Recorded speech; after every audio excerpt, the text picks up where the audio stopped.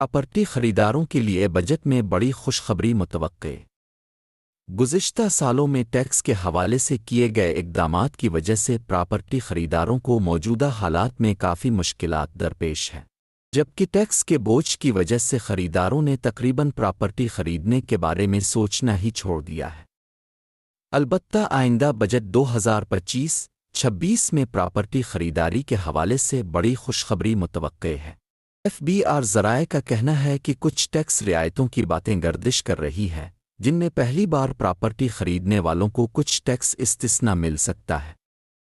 ذرائع کے مطابق ریئل اسٹیٹ کی موجودہ بدحالی کی بڑی وجہ ٹیکسز کا بوجھ ہے، جس کی وجہ سے پراپرٹی سیکٹر میں لین دین تقریباً نہ ہونے کے برابر ہے۔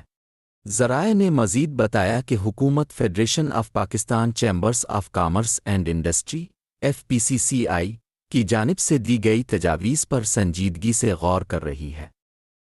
یہ تجاویز FPCCI کے 2025-26 کے بجٹ تجاویز کا حصہ ہیں، جو کہ معاشی ترقی اور ریئل اسٹیٹ سیکٹر میں سرمایہ کاری بڑھانے کے لیے دی گئی ہے۔ FPCCI کے مطابق موجودہ ٹیکس سسٹم کے تحت جو لوگ فائلر ہیں، انہیں پراپرٹی کی خریداری پر 3% ایڈوانس ٹیکس دینا پڑتا ہے۔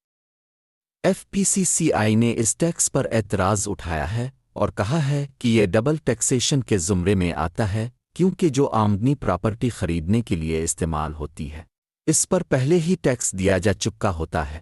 یہ اضافی مالی بوجھ سرمایہ کاری کو روکنے کا سبب بنتا ہے اور مارکیٹ کی سرگرمیوں کو نقصان پہنچاتا ہے۔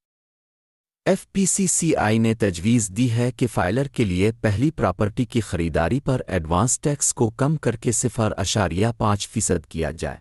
اس کے علاوہ تنخواہ دار افراد کے لیے مکمل طور پر اس ٹیکس سے استثنا دینے کی بھی سفارش کی گئی ہے، کیونکہ یہ افراد پہلے ہی اپنی تنخواہوں پر ٹیکس ادا کرتے ہیں اور ان پر مزید بوجھ ڈالنا درست نہیں ہے۔ ایڈوانس ٹیکس کو کم کرنے کے علاوہ FPCCI نے انکم ٹیکس آرڈیننس 2001 کے سیکشن 7E کو ختم کرنے کا مطالبہ بھی کیا ہے۔ یہ سیکشن کیپٹل اثاثوں پر فرضی انکم ٹیکس عائد کرتا ہے، جو پاکستان میں غیر منقولہ جائیداد (ایموویبل پراپرٹی) میں سرمایہ کاری کی راہ میں رکاوٹ ہے۔ FPCCI کا کہنا ہے کہ سیکشن 7E کا خاتمہ ڈبل ٹیکسیشن کے مسئلے کو حل کرے گا اور پراپرٹی خریداروں اور سرمایہ کاروں کے لیے بہتر ماحول فراہم کرے گا۔ FPCCI کا مزید کہنا ہے کہ سیکشن 7E کو ختم کرنے سے ریئل اسٹیٹ سیکٹر میں سرمایہ کاری بڑھے گی اور مڈل کلاس اور تنخواہ دار طبقے کے لیے گھر خریدنا مزید آسان ہو جائے گا۔